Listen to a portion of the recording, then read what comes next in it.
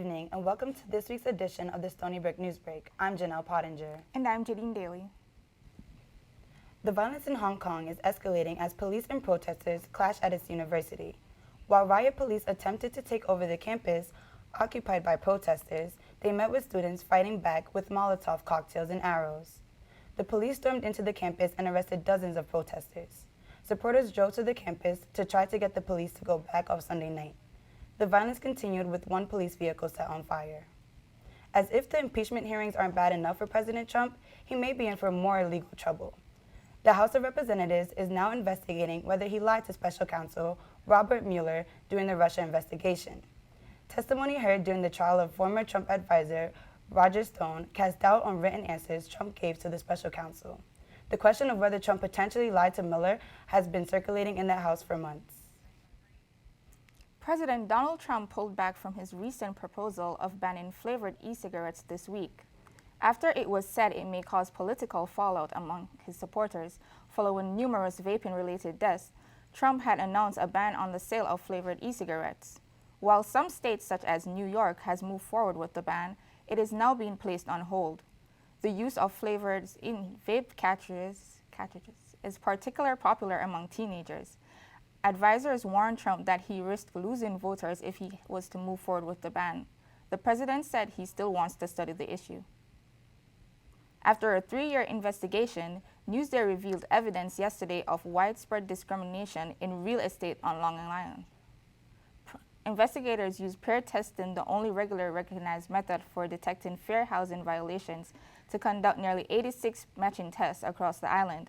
That's where they sent undercover teams of both whites and non-whites to look for houses.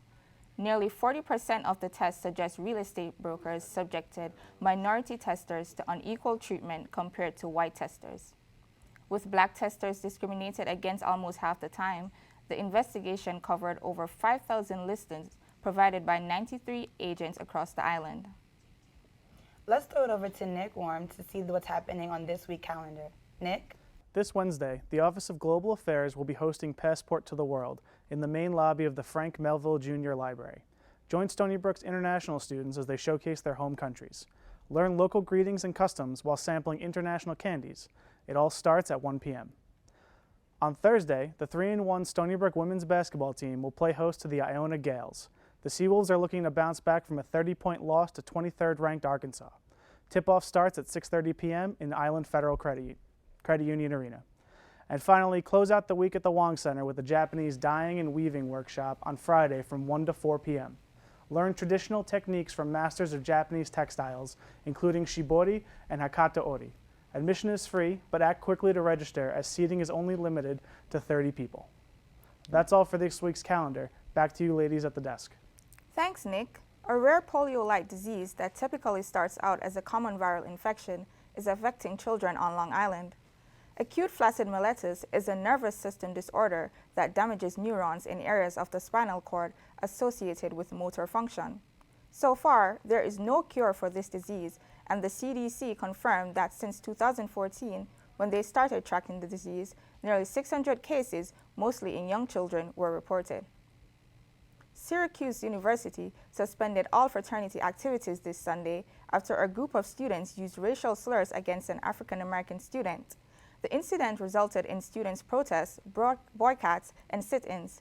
There have been at least 10 reports of racist incidents on the Syracuse campus this month, including vandalism consisting racial slurs aimed at Black and Asian people. Governor Andrew Cuomo said the incidents are now being investigated, and all social activities for fraternities are now suspended for the rest of the semester. With 73% of the vote, Stony Brook students approved proposed changes to the undergraduate student government constitution on Friday in a 323 to 119 vote. The approval abolishes USG's judiciary branch and will change the way the organization handles impeachments of officers. Executive council members will also no longer have to hold a minimum of 15 office hours a week, but must still be available during USG business hours. You won't have to remember to bring cash on your next train trip into the city.